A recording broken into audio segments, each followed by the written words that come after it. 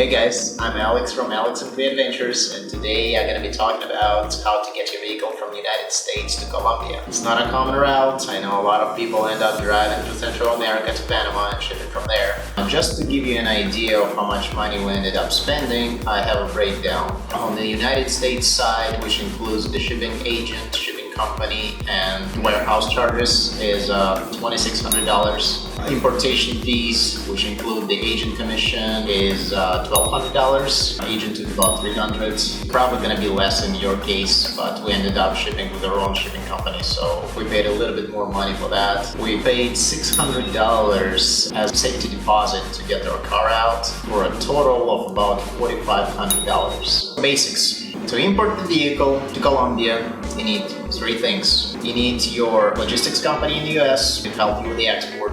You need your shipping company, which is pretty much who owns the container. You need an agent on the import side. Agent is not really necessary, but if you don't speak fluent Spanish, you probably won't.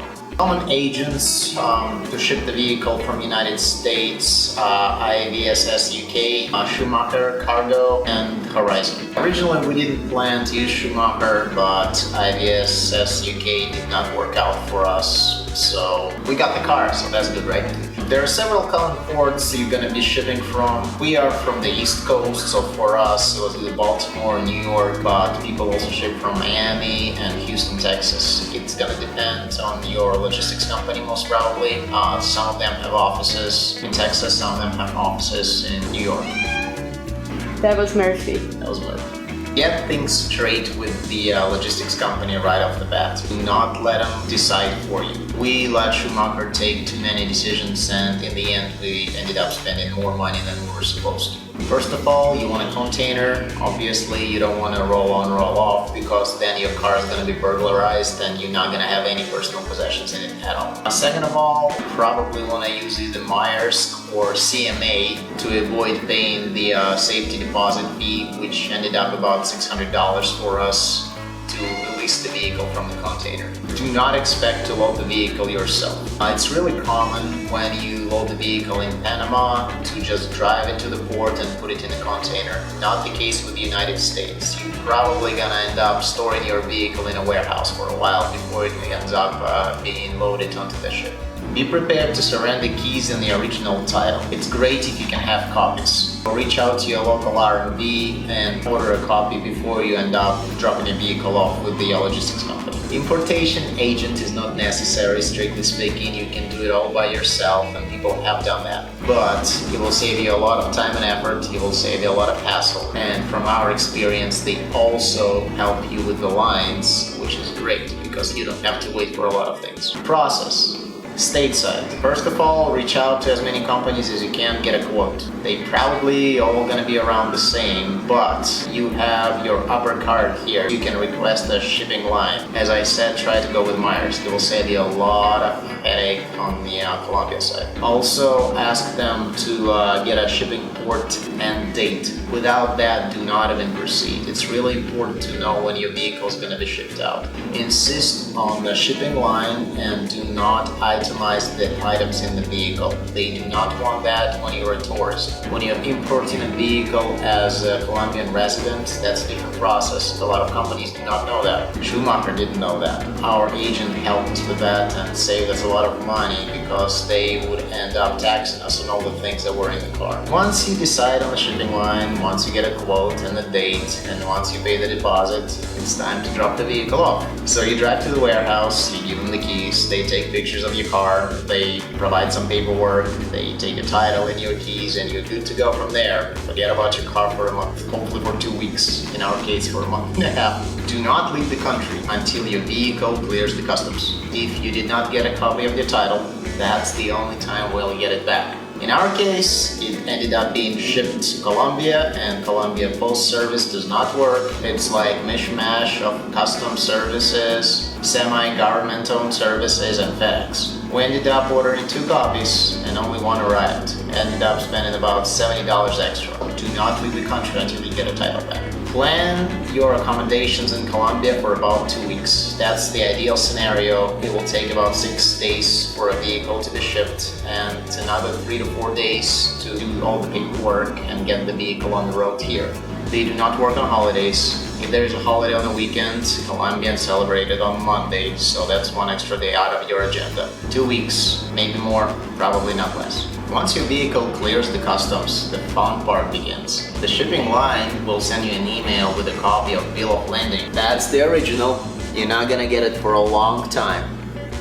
This is a paperwork for your cargo, be it a car or whatever else. You will need it to get the car off the port property. Important thing about that piece of paper is that it has a container number, so you can go to the shipping line website and start tracking the ship.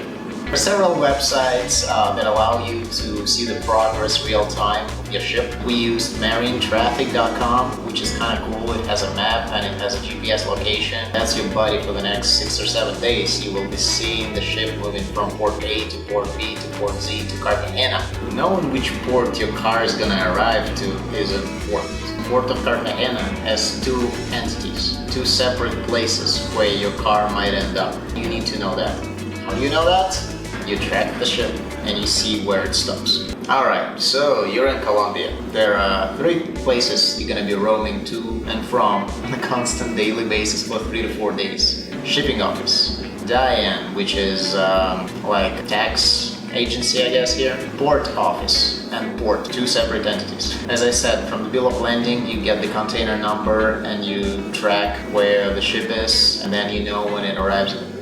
Get in touch with the agent if you end up having one and drop off the copies of your documents. You will need a passport copy with your visa or entry stamp, no matter what your situation is. Your registration, your vehicle title, copies are fine, and you can email it all. You don't have to go and meet them in person. As long as the ship unloads your vehicle, you're probably gonna get an email from the shipping company. If not, from the moment it ended up in the port, wait on 1 day and just go the next day to the shipper office. You'll need to pay a fee to release the original bill of lading. You will need that to import the vehicle, and then we can get the whole process started. Do not bring dollars. Everything, although billed in dollars, has to be paid in pesos. Depending on the shipping line, they need every invoice to be paid in a specific bank. Citibank, or in our case, Banco de Occidente. Every single invoice they give you, you have to run back to that particular bank and pay for it. Thank God they are really close to the shipping office, so it's not a big deal.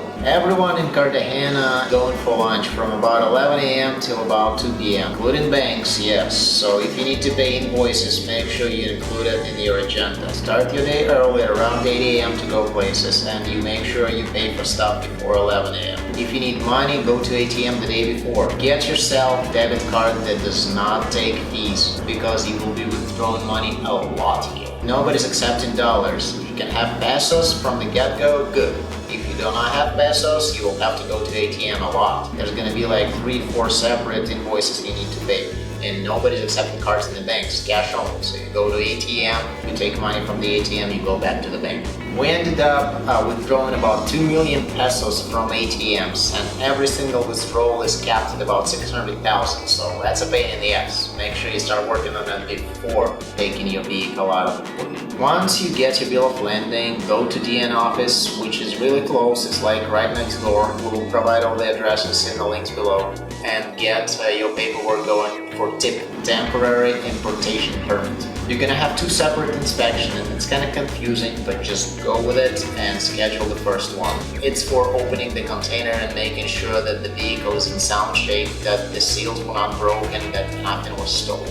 You're not going to be able to go to that inspection on the same day. They're going to schedule it for the next one. For the time being, just go and get yourself a vehicle insurance. We used a company called SURA Americana, but it doesn't really matter. You can use any. We ended up spending about $45 for 2 months on the roads, so about $22 per month if that's what you're going to spend. The next day, yay, this is the fun part. Go to the inspection in the actual port where your vehicle is and witness the container opening. Probably, DIAN's gonna send an agent to document the whole process, but everyone we spoke to, and from our own personal experience, there's never an agent. So just bring your camera and take pictures of the container, of the seals, of the vehicle from all sides with the license plate and the VIN number. Really important, that's all you're gonna need. If your vehicle is damaged, time to file a claim is now. Once you leave that inspection, you're not gonna be able to. Done with the inspection? Good. Time to go back to DIAN. They will need an original bill of landing and copies of your passport and your arrival stamp. And the pictures you took, because you are the inspector. They're gonna give you a tip at that point, which is the paperwork that you will need to have on you at all times to drive a vehicle legally in Colombia. Once you get that, go back to port office, pay one final invoice for the exit form, get the exit form, and then you're good to go. Although, you're probably not going to be able to do that in the same day, so we'll probably have to wait for the next one. Did you get your exit form? Good. Go to the actual port, get to the vehicle, drive it out for the final inspection, which is like a simple process. You just drive to the exit, they look at your vehicle, and they wait, and they let you go. You're free, finally. Yay, time to get on the road. One extra step for the lucky ones, like us. We ended up using Hamburg Süd. Do not use Hamburg Süd. Did you use Hamburg Süd? Sweet. You will have to get your container out of the port because they do not accept the returns of the container in the port. You will need to find some kind of a truck, which is probably about $100 more or less, to get the container to the place where they tell you to go. So all in all, it's not a difficult process. 3 steps. You give your vehicle to a logistics company in the US, they load it on the ship, and then you just go through a paperwork hell in Colombia to get it out. Simple.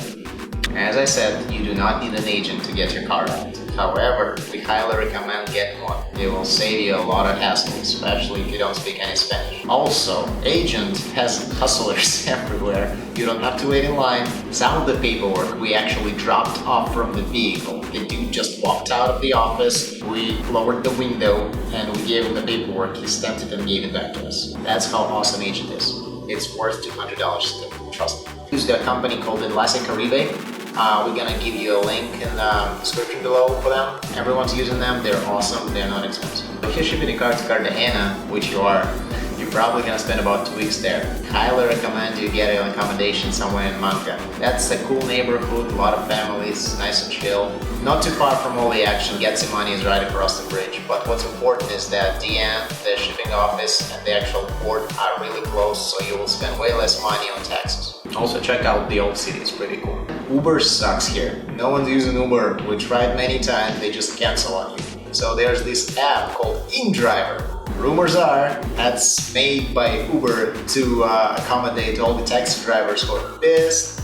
Basically, the way it works is like an eBay. You tell them how much money you want to spend to get to place, and they start a bidding war, and you can accept or reject. But it's really easy to get a car there, so what we ended up doing is checking out how much the rate would be on Uber, lowballing that through InDrive, and getting places much cheaper. Highly recommend, install it right now before you go to Colombia. It works anywhere in South America, it will save you a lot of time and headache. We have links for all the places you'll have to visit and locations as well down below, so check out the description after the video. Thank you guys for watching this. I hope you really got some useful information out of it.